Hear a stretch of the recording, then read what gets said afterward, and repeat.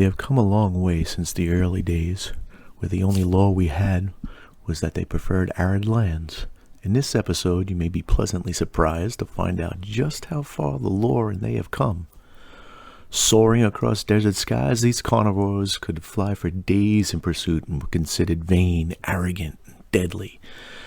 Any adventurer, clever or lucky enough to survive, would be eager to tell you the tale of their encounter with the blue dragon.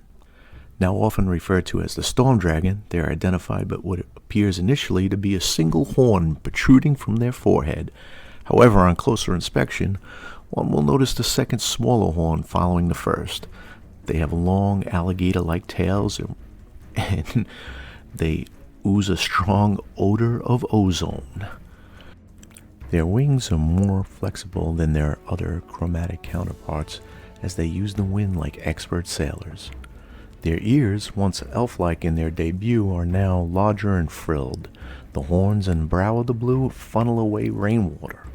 Its scales are slightly more reflective than most chromatic dragons, and they take on the hue of their surroundings. That, combined with their exceptional eyesight and awe-inspiring lightning breath, make them deadly in the storm. Now for some quick numbers. As a small wormling, they're about 8 feet in length with a 16-foot wingspan and weigh in for some light battle at 40 pounds. However, if one of the ancients are lurking about, they will be around 85 feet in length, have a wingspan of 80 feet with the crushing from above weight of 160,000 pounds. The little ones will hatch out after about 20 months. They go from wormlings to youth for stat purposes around 7 years. They're adults at 160 years, elders at 1,000, and ancient at 1,800. Some have been rumored to live well into the 2000s. Stat-wise, they come in at a challenge rating of 3 as a small wormling with 52 hit points, to a challenge rating of 23 and hit points in the 700 plus range if you run into an ancient. Lawful Evil is how they are described. However, that is not an accurate alignment for blues. Fizban, Bahamut himself, he says that if he weren't a platinum dragon, he would be a blue, and here's why. Blues, unlike other chromatic dragons, are sociable. Their need for connection has them often letting other creatures live peacefully in their domains. It's also possible to come across a multi-generational family of blues sharing a territory. Blues organize better than most dragons. They will often share territories and have a hierarchy. Now, the leader of that hierarchy is called the Suzerain, and it will be the oldest and most powerful of those dragons. It will rule over all blues in that biosphere for millennia.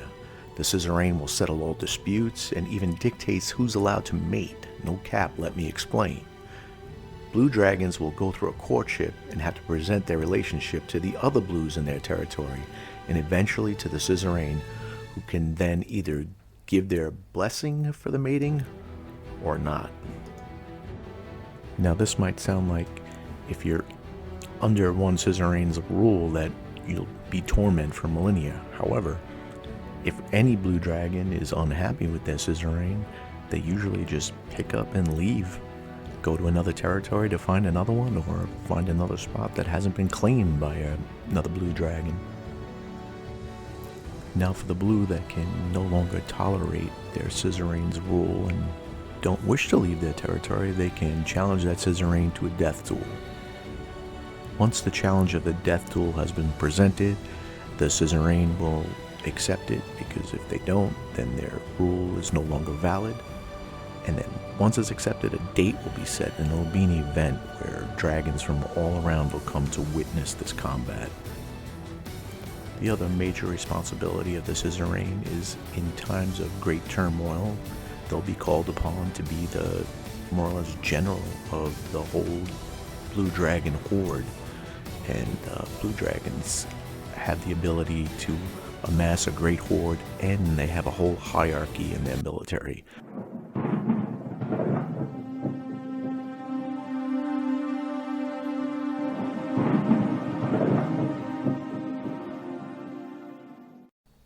Another reason that Fizban might prefer blues right after platinums is that they are fierce protectors of their eggs, and they will actually love their children when they're born.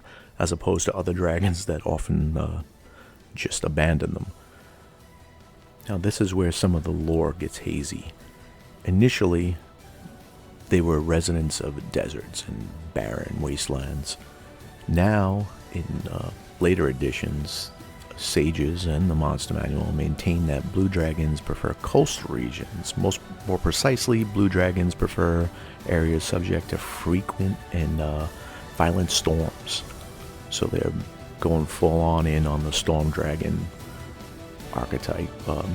Although coastal areas and sea cliffs fit this description, so too do certain tropical islands and mountainous highlands not terribly distant from the pounding sea. If a blue dragon cannot find a properly stormy region in which to settle, it can make do with whatever terrain is available, as long as it has its own territory. A blue dragon might locate its lair on a mountaintop, in a jungle, and in the Underdark, or in the desert, anywhere except perhaps the coldest and Arctic climes, so I guess they don't have to worry about territorial battles with white dragons. Ultimately, the blue finds happiness only in a place where it hears regular thundering beats of the horizon, and where it can soar between clouds and the lightning. Now, for their lairs, the blue dragons favor enormous storm ruins or caves in the sides of hills, cliffs, or mountains. Blues enjoy taking over structures built by other races. They'll take over a destroyed town or city, any ancient elven ruins. They make their lairs as lofty as possible to survey their domains from the heights. So in that aspect, it's similar to red dragons. Now, some of the tactics they use. Blue dragons in the desert will burrow into the ground, and their burrowing speed is half that of their walking speed.